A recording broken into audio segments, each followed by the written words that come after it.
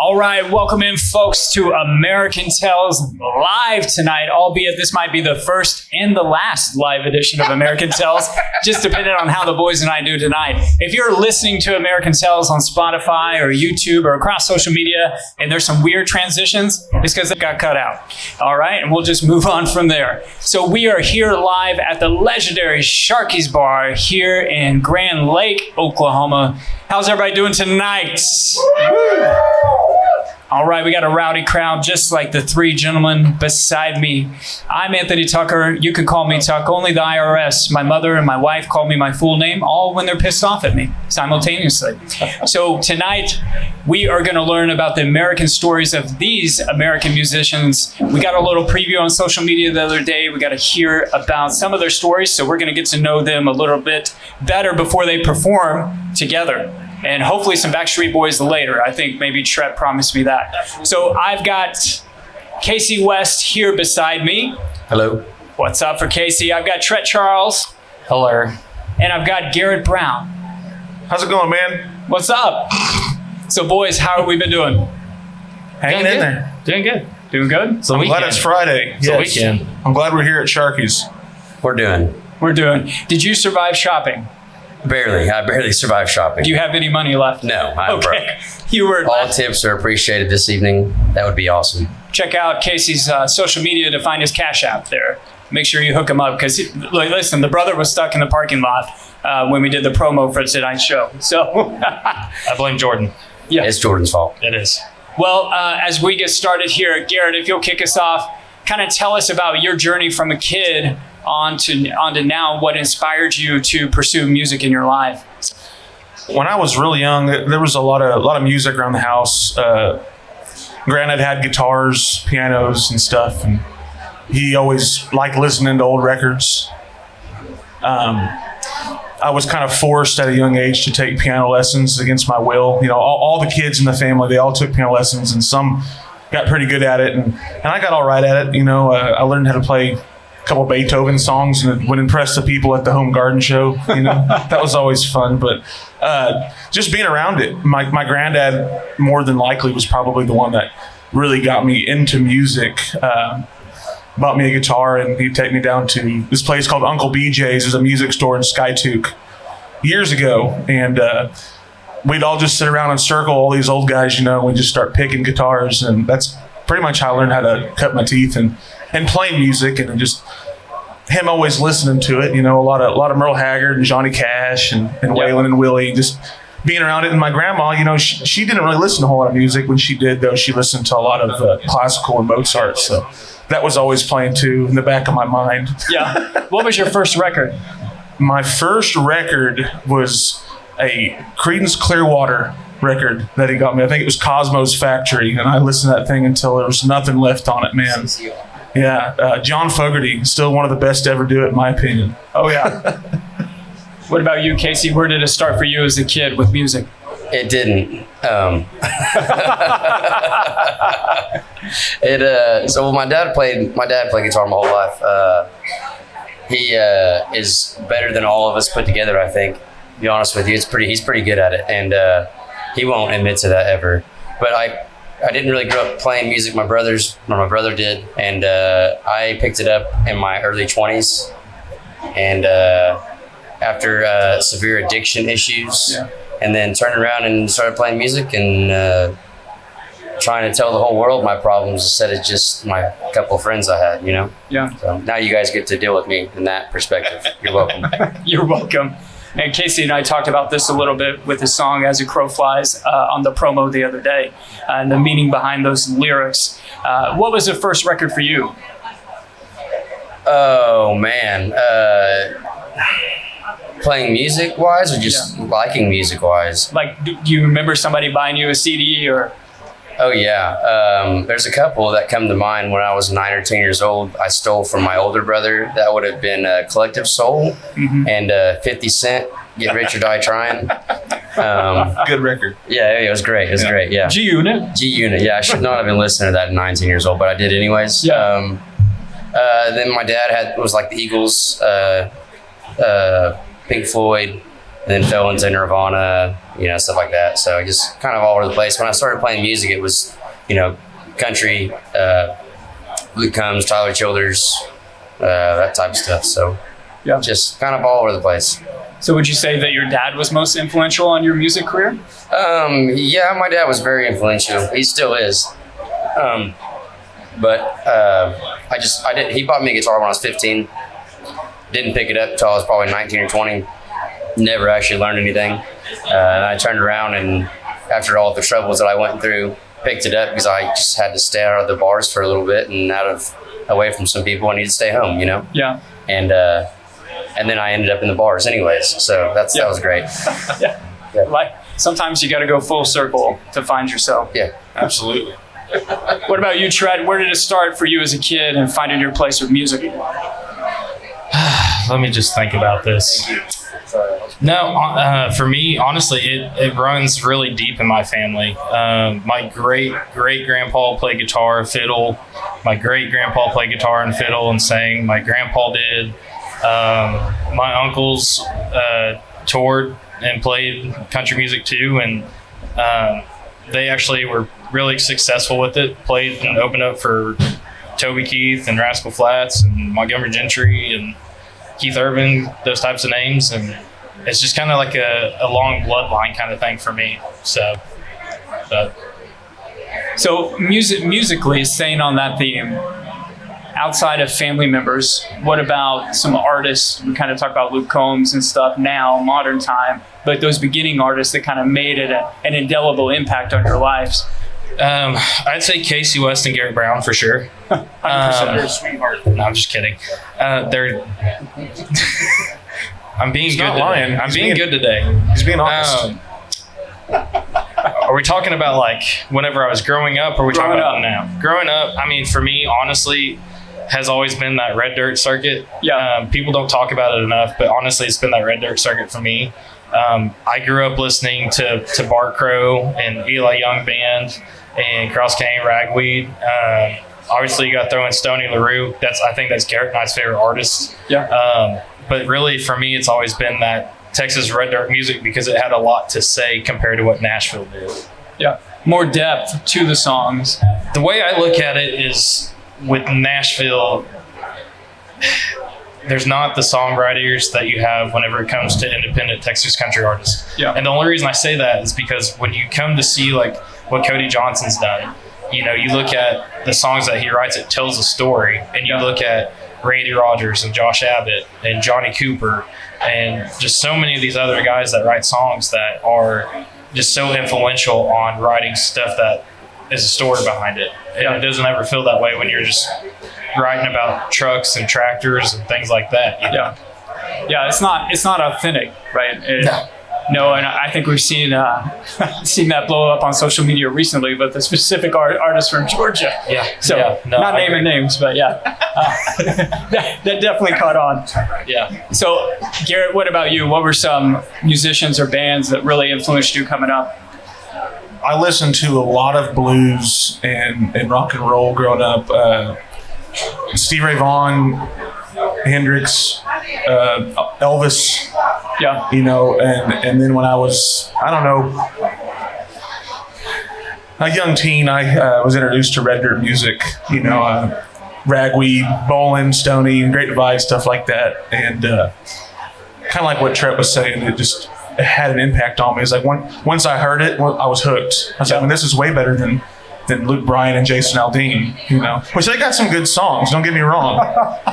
The early 2000s was kind of a transitional stage for Nashville, but the red dirt music, man, it's just so pure and honest, and you can actually get that person's emotion and they're writing a song as something that you'd have maybe 5-10 people sitting down writing a song in a big room. It's like, well, what hook can we come up with that's going to be the next big thing, What's going to be TikTok worthy there and get the most engagement? Exactly, man. And that's what it's all about nowadays. It was Vine back in the day. How do you think growing up in Oklahoma has impacted your musical career? I'm talking to me or Trett? Both of them. Oh, go ahead, Trett. What was the question again?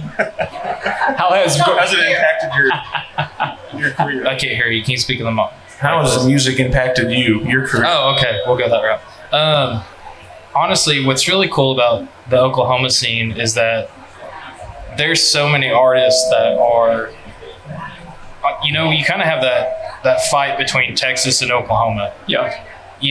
That's always like one of the first things that people kind of brings up. And honestly, some of the best music truly does come out of Oklahoma. Yeah. You look at Vince Gill and Reba McEntire and Merle Haggard and Brooks and Dunn and just so many of these other artists.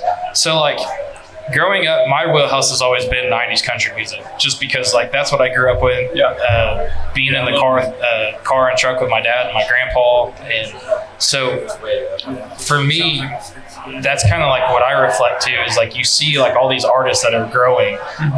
We talked about Jake Flint the other night. He was such an impact in the Oklahoma community that people truly don't understand. Like there's such good music here. And there's some guys still to this day, like we'll go play a show, whether it's with Casey or with Garrett, or even when it's with my band, we'll go play somewhere or see somebody open up for someone. You're like, holy crap, where did these people come from? Because there's just so much talent here that people don't truly understand. Everybody says it's the Texas talent, and it's not that. It's so much more than that here. Who have you run into recently that you're just like, they're going to blow up? Like could be an independent artist on the underground. Are we talking about like Oklahoma that you've maybe crossed paths with? One of my favorite people, and she's doing great things, is Jolene Brown. I don't know if you ever heard of her. Jolene is, man, she has such a powerful voice. She's so talented. She's just so down to earth. I think that's something that you don't find in a person often. You have a lot of people that's really nice, and there's a lot of arrogance in it too. You kind of run into those two types of things a lot of the time. But no, with Jolene, she writes amazing songs. She can really sing.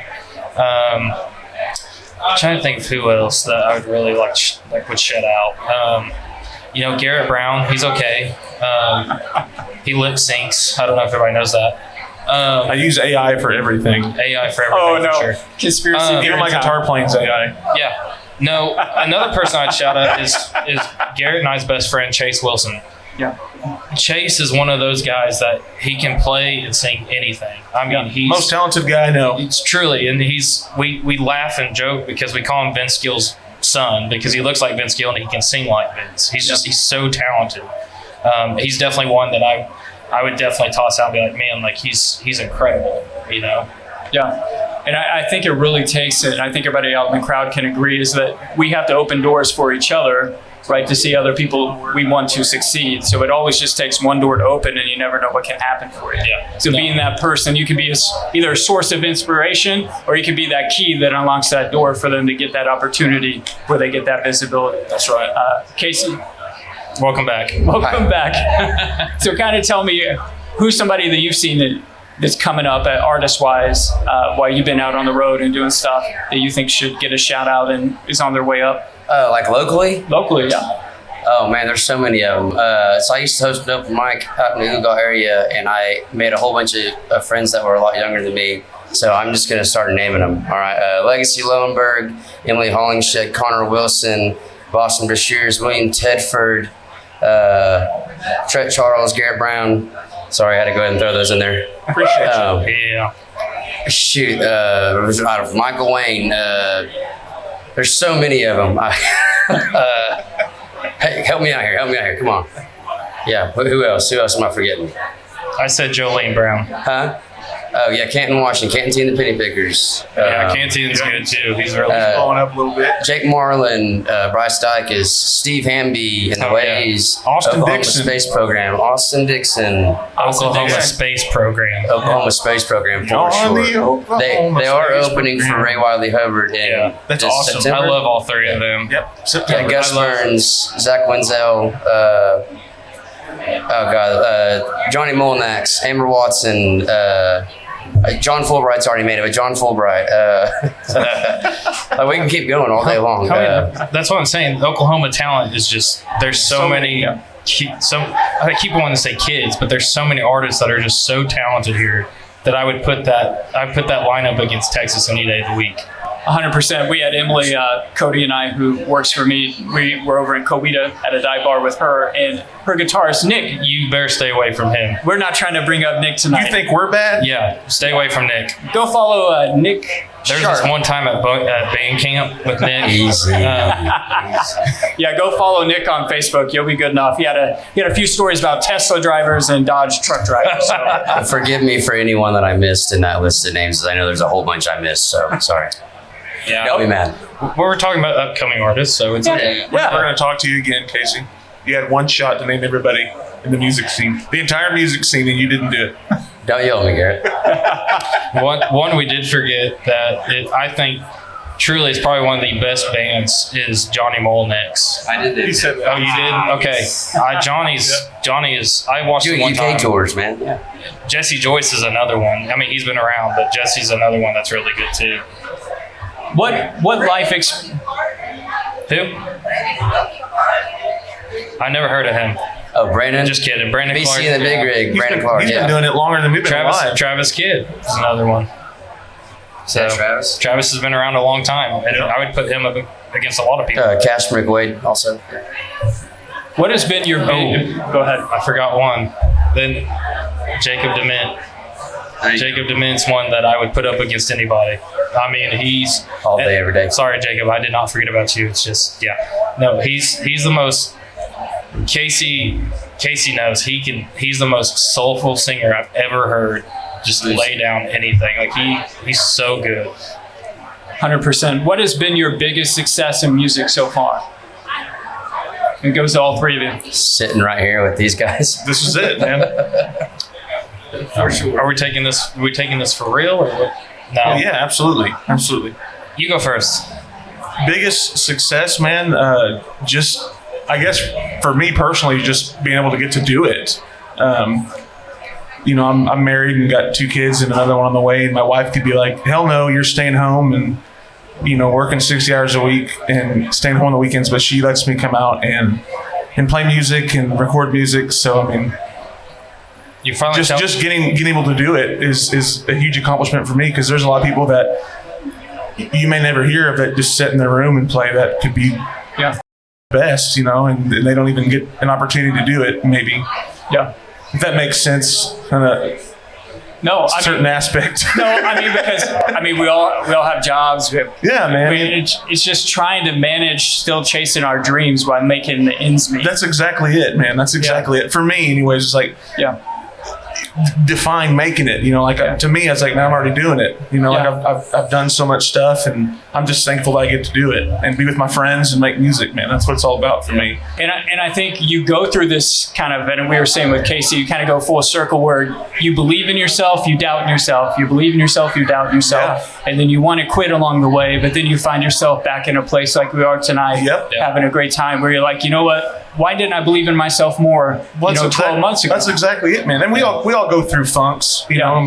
Happens often. Sometimes that circle will go several times. Yeah. And you're like, man, what am I doing this for? Yeah. But it's all worth it at the end of the day. Yeah. Where I'm just seeing, my mom liked my video. Thanks, I'm Mom. so glad. Love you. Love you. I appreciate it. Thanks a lot. And then, what about you? Man, I made it 10 years ago when I got to go full-time playing music. That was so long story short was I started making more money playing shows and getting to do something that I love than I was in my full-time job. And I quit my job and went full-time, and I've been full-time for coming up on 10 years now. Wow. So, that's enough for me, to be honest with you. I didn't need much more than that to keep doing this. So it's been nice to play some cooler shows and hang out with my buddies and hang out with all my friends and fans and get lots of free booze and all that. I quit drinking. Except JD Perry. Yeah. For everyone, whole bar. I'm just kidding. We can't do that. We're looking over to side stage. Everything is on Casey. Said, what the hell We can't do that. I was just kidding. Do what? Hey, are you telling me we get the drink that you play? I do need a beer if anybody cares. Trett, what about you? honestly, for me, that's a kind of a conflicting question. And the only reason I say that is because if you ask the Trett at the beginning stages of playing, quit it. Conflicting. If you ask the Trett at the beginning, it was always about getting bigger shows and getting my name out there like I wanted it to be. Because at a time, I did get to do that. I've played shows with Stony LaRue and Muscadine Bloodline and Co Wetzel and Randall King and Randy Rogers, like all those names like you can think of. I got to do a lot of those things. Now you're asking the Trett in the future. It's really not like that now. Yeah. It's different because over the years we've lost a lot of friends. We've lost a lot of people that we love and things. And now it's turned into getting to do this. Yeah. Truly. And it's because there's a lot of times like we may stay busy playing shows like with our bands, but like getting us three together, it's not very often. And it's only because we stay so busy. And so now, like I was saying the other night, we have a difference in our lives now. We're married, we have kids. We look at things differently. Back then, we would just get faced and do things that we weren't supposed to do. But now we don't do it. We don't do those things. Well, Garrett and I still do those things. Sometimes you gotta tie one on.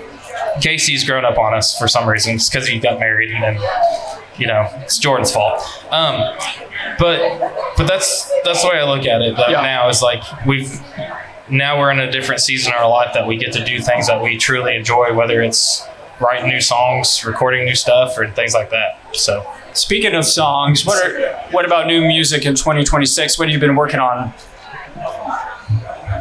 Who wants to go first? Garrett's been doing more stuff than we have, to be honest. Yeah, I've got a couple new singles out. Been writing a ton, man. I've got a whole album's worth of stuff ready that's basically done. Just so I was, and this may be wrong, but this is my perspective on it. Like everybody kind of releases singles now, and I talked to you about this a little bit in Nowata. I guess you could just go ahead and put out a whole 20 song album and people could listen to it, but they might just pick through what songs they want to listen to and they like. They won't ever listen to the whole song. So you just kind of tease them with a little bit at a time, and then drop a couple songs here, a couple songs there. We've been recording with my buddy Aaron, and he's a good friend of mine. He's good buddies with John Moreland. He did some work with him in the early years. Doing a couple, I guess you'd call them an homage. I'm doing an old Randy Crouch song that we're recording, and Scott Evans' tune and a Dustin Pitchley song. It goes back to those Tulsa guys that have been doing it for years that you kind of watch growing up, and they're like, yeah, man, talk to him. We would love for you to do that. Like any song you want to do, man, you make it your own. I'm like, oh, I'm going to be busy now. But yeah. As far as writing goes too, you got to work, you got to do that too. I mean, nobody wants to just listen to a bunch of cover songs. You got to pour your heart into it sometimes. I do. What is one of your new songs coming out that you're most excited about? We've got a new one. It's called Whiskey, Lies, and Alibis, and it's kind of that drop D thing, so it's a little bit heavier. I've got another original one that I wrote a few years back. It's an older song. It's called Goodbye Yesterday, and I don't really play it a whole lot. It's kind of a slow, depressing song, but we're finishing up some pedal steel on that one, and then I think we're going to release those two here real soon. I'll tell you, Whiskey by an Allies it's a banger. It's one of my favorite songs. If anybody knows a badass harmonica player, let me know, because that's what I'm missing on it. It's a badass harmonica. What key? It's in D. Oh, dang. Yeah. Whatever that means. Trett, what do you got coming up? New music. Look, he's over there. Look at him right there. Right here. Music-wise, I think I said the other night, I've got about 5 new songs that I'm waiting to record. That I could go this route too. We talk about artists, but there's also musicians that are from Oklahoma that are phenomenal. We have 2 of them that play with Luke Combs, literally from Bartlesville and Tishomingo, Oklahoma. Anyway, one of those guys I've been texting with about hooking up with a studio in Nashville and going up there and recording and doing some stuff up there. But I've got about 5 or 6 songs that I want to record that one I've been writing about my dad that I'm really excited about. So, but yeah, so there's just a few different things I'm working on, and yeah. I don't know if you listened to it. I feel like it's been scrubbed from Spotify, but Luke Combs did release like a fathers and sons type of album. Yeah. It's definitely not in there if you go to the discography now on Spotify, but it's one of my favorite because it's very personal. Then I lost my dad as well, and those songs definitely hit different right when you go through that. So I'm excited to hear about that because definitely we have great musicians at all levels, right? Regardless if they're on the mic or they're not on the mic, they're influenced music across the world from right here in Okie land. So there's a lot of guys that are in Nashville right now doing. I mean, you got Wyatt Flores, you got Caitlin Butts, you've got Josh Malloy. Who am I missing? Josh Weathers. He's not from Oklahoma. Yeah, he is. Josh Weathers is? Okay, I was gonna say he's from Texas. But there's a lot of guys that people are just like now hearing about, and you're just like, oh, I didn't know you're from Oklahoma, kind of thing. So it's kind of cool. There's Trett Charles and Garrett Brown also. Casey West. let's make sure we is the best for the people in the back here at Sharky's here at Grand Lake in Oklahoma. Casey, what about new music for you, my friend? I've got a lot of it. I just haven't put it out yet. I have an entire album done that I was super happy with how it turned out, but it is done, and I'm honestly thinking about just kind of putting it out, and if you hate it, you hate it. If you like it, you like it. I don't like it, so I don't expect you guys to like it. So, but you might. Who knows? But I do have 5 or 6 other songs that I'd like to get recorded here soon. I'm just not in a hurry to do anything right now.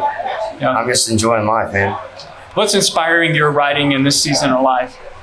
Man, if I could bundle up everything that's happened in the last year of my life for you, everyone here would be surprised. But big things, I got married, it'll be a year in July now. We bought a house, and we have a newborn baby puppy. And she's a sweetheart. She's a little girl. You'll probably see her running around here with my wife somewhere here in a little bit. So I've got all kinds of inspiring things to write about. I've got a lot of really good friends, and I've done a lot of growing up the last couple of years. Allegedly. Allegedly. Air quotes. Allegedly. And so I don't know. We're just like I said, I'm just taking my time, man. I'm more about living than I am writing right now. Yeah. So I'm still doing both, but just enjoying it. Talk about living and being on the road. Where are some of your favorite places that you guys have played throughout your career? Port Townsend, Washington. Sharky's is my favorite place to play. Let's go. Kiss ass.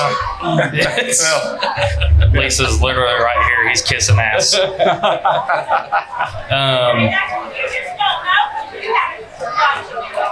Yeah, Garrett. He's going to experience it tonight. Yeah, I am. Honestly, man, that's a tough one because there's so many. But I'm always going to have to go home, and that's going to be the Iron Horse in Oologah. Yeah. That's where I first started playing, and that's anytime I play there, I see friends and family that I haven't seen in years that just come out and hang out with us and play, and that's just home for me. Where's the furthest away from home that you guys have played?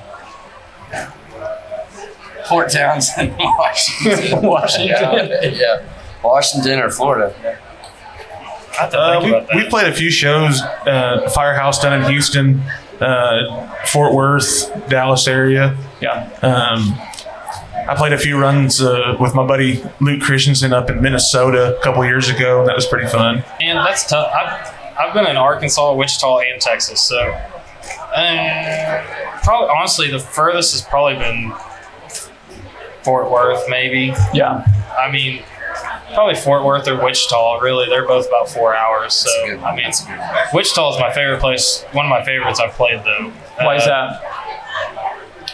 To be honest, like the crowd, the three times I've played there, I've played with 2 of them were with Frank Foster and 1 was with Muscadine Bloodline. Mm-hmm. And it was just, I don't know, the crowd there was incredible. It's a hard tie. You got to put Canes in there too, because I've played Canes. That's awesome. And Canes is Canes is home. Like you may see a guy with his shirt off. Like you just don't know what's going to happen at Canes Ballroom. I'm just being honest. Whoa. So I mean, those two are my favorites. And then We've done a lot of growing up this year. we have not grown up. That's right. He's already, what, 2 buttons down there, Casey? I just said we did a lot of growing up this year. All right, so come on, give me a break. And he's the one drinking Dr. Pepper. Well, answer me this. What song in your own catalog is hardest for you to sing now that you're in a different season of life? When you say hard, what do you mean? Maybe you don't relate to as much because you were a different version of yourself, or it has so much emotional connection to you that it's hard to get through it? Man, I don't know. I have to think about that one. I've got a song that's called Pure Honesty. It's probably the hardest one for me. I wrote it for a buddy of mine named JJ Baldwin. Passed away. It's been a few years now, but he was my best friend, and he was one of the greatest guys I've ever known to this day still. And I wrote that song for him, and it's very hard to play that song, but I think that's one of my better songs that I've written. I just don't play it enough. So. Yeah, they're all a little bit personal. Whenever you sing one of your songs to somebody, it's always a little different in how somebody will take it. But for me, man, I don't know. I wouldn't say I have one that is super emotional for me. I guess more or less that new one I wrote, Goodbye Yesterday, it's not really emotional, but it was a song that I wrote a few years back when some hit the fan, and one of those songs that you kind of pour your heart out in. Yeah. Yeah, mine would probably be a song called You're There. It got difficult playing for me. It was one of my best friends. I grew up for 25 years together. He actually committed suicide, and I wrote it for him. And like now it's a little tougher to play in person and kind of get to you a little bit. So anything that you have, kind of like what Casey was talking about, anytime that you've written an authentic song that's about loss, it's tough to kind of dial back into that, because yes, we want to go through that season and we lean on music to get through that season, but it's hard to reopen that wound over and over and over again. But when fans out there connect with it and they use that as a medium to get through the difficult situation they're going through, you're doing a disservice by not playing it for them, because it's helping them get through that tough time. And so, what about favorite song? What's one on your song list when you're putting together the list for a show that you're like, man, I'm so excited to sing that one? Garrett? Probably Get Back to Lovin'. That's kind of like a bluesy, funkier song, and it just starts out kicking, and it's like once you hit that first note of it, it's just like, all right, here we go. You can kind of hang it out and really give it to them. It's always a fun one to open up the shows with. People respond to it pretty well. Do you think that's the Elvis background? Probably, yeah. Yeah. More than likely. Did you watch the Elvis movie that came out? I loved it. Great movie. 50% royalties for. Man, what a deal, right? Yeah, what a deal. And he still was running up the tab at the casinos. Oh, man. Poor Elvis. Yeah. R.I.P. Oh, Jinx. Is he still alive? Give me a beer. Sounds good. No, he's that Bob Joyce guy, the pastor at that church in Indiana, right? I saw that. And they did the facial. That's they did right. the half and half. They're like, it's Elvis, I swear. Yeah, and Morgan Freeman's Hendrix. We're trying to not get too conspiracy theory here at Sharky's. I think Elvis is actually Luke Bryan. He never left. Hey, y'all, it's me, Luke Bryan. What's your favorite song to sing, Casey? Of my own? Yes? I got 2 of them right now that are newer songs I've written the last few months. Well, 3 of them technically. I wrote a song I got to play on News Channel 6 recently, a song I wrote for my wife. It's called Perfectly. I'd never written like a true love song about anybody before until I met my lovely wife. Hey, easy now. Sorry. So, but no, that one. And then I got another song. It's called Lost and Found. It's like a soft rock song. It's completely different than anything else I've ever written. It's really just, you just have to hear it. You have to hear it. Look forward to listening to that. Trett? My favorite song is always and forever going to be Katie Bar the Door. Yeah. It's my wife.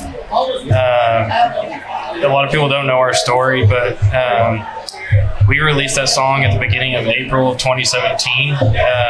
We did a small music video, and I got diagnosed with cancer.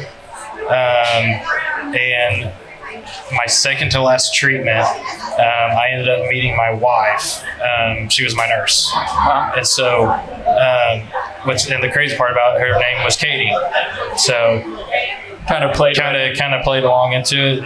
But it's my favorite song that I ever play, because I always get to dedicate that to her and my two daughters. So, Yeah. What about 20 miles from Tulsa? it's okay. It's okay. I do like playing it.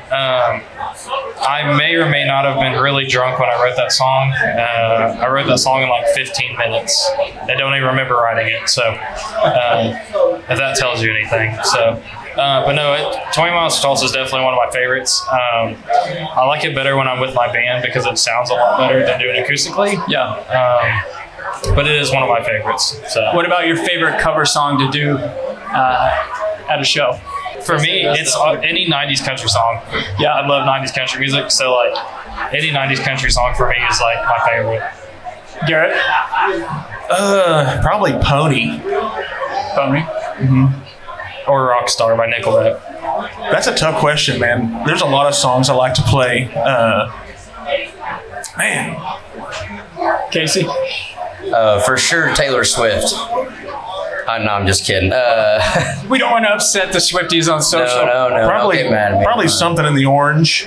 No, my favorite band right now is 49 Winchester. Isaac Gibson is impeccable. You put him up against anybody, it's over, dude. The dude's so good. Good song. That's a good song. Pink Pony Club is my favorite. Yeah. Say so. Pink Pony Club. Pink Pony Club for sure. I kissed the girl and I liked it. Congratulations. I don't know how to pivot. No, that was the song. That was the song I was talking about. Oh, God. I'm still trying to pivot from Garrett's comment down there. So I'm doing my best not to say anything disparaging at the moment. Moving on. Okay, tell me this. When your music career is over, what do you hope the American tell is told about you and your career?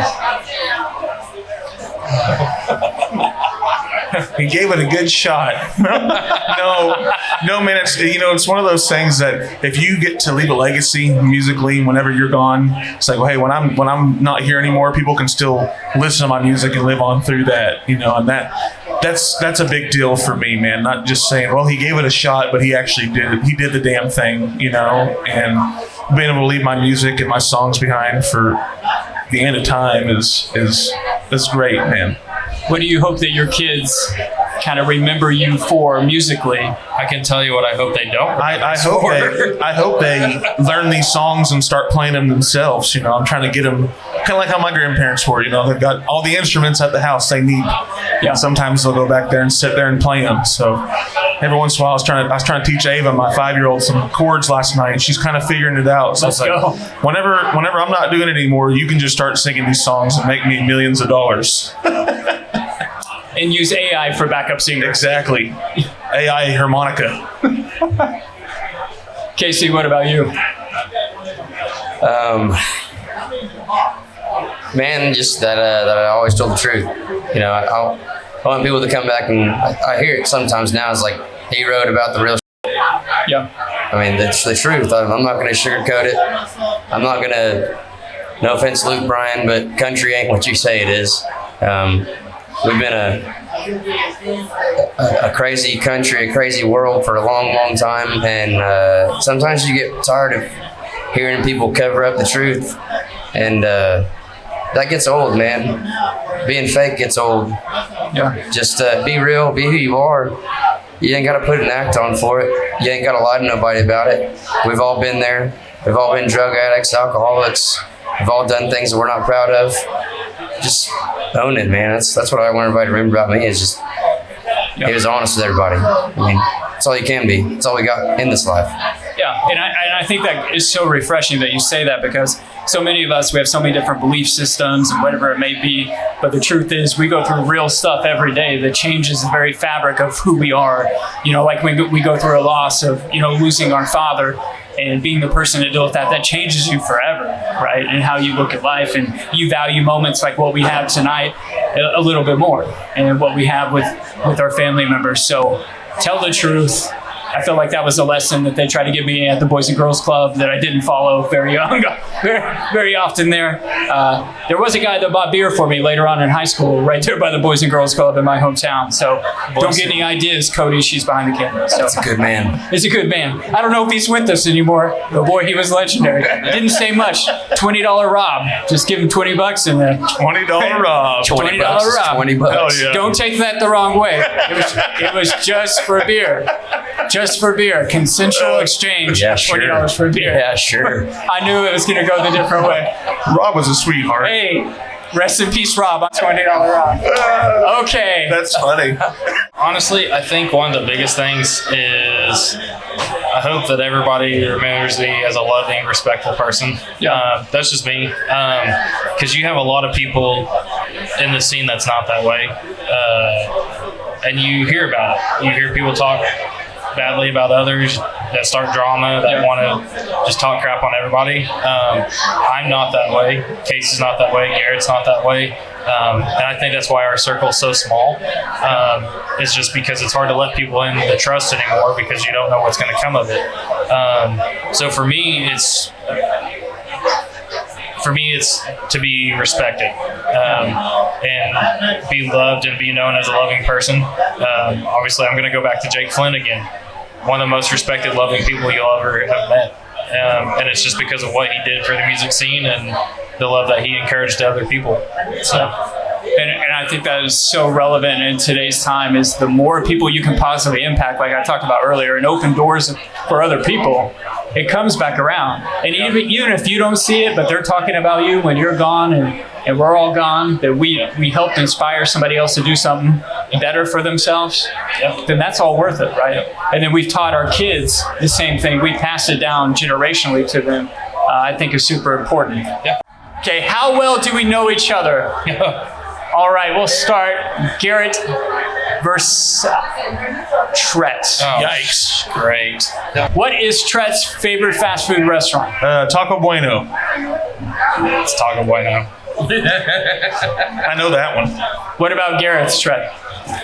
Man, he likes Taco Bell. I do like Bell. That's why I'm Taco Bell. morbidly obese. Oh, God. It's Taco I'm out on Bell. All right, what about Casey? Casey's favorite artist? He does like Tyler Childers. Tyler Childers is one for sure. Tyler Childers, Zach Bryan, John Moreland, I do like John Moreland also, yeah. John Fulbright. Yeah. I'd say John Tyler, Fulbright. I'd say Tyler Childers is probably it's up there. Were they close? That's my bread and butter. That's how I got started playing music, Yeah. was Tyler Childers. That's how we went live with this whole thing, got in front of people. So, yeah. See, I know my friends. That is correct. How do you know Garrett's having a bad day? What's his tell? Honestly, if he's starting to drink, he's probably had a bad day. Well, that don't take very much. It don't take much. But he doesn't. To be honest, though, he doesn't really have a bad day though. And if he does, he usually calls and says, "Man, this day's." Yeah, that's just. But it's not very often. I don't think. I try not to have Yeah, I that. don't You try to think- keep it's the negativity to low, man. Yeah, it's not very mentally often. sometimes. Who overshares reels from Instagram or TikTok? I don't share a whole lot.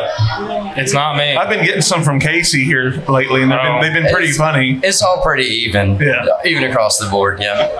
I'd say Garrett.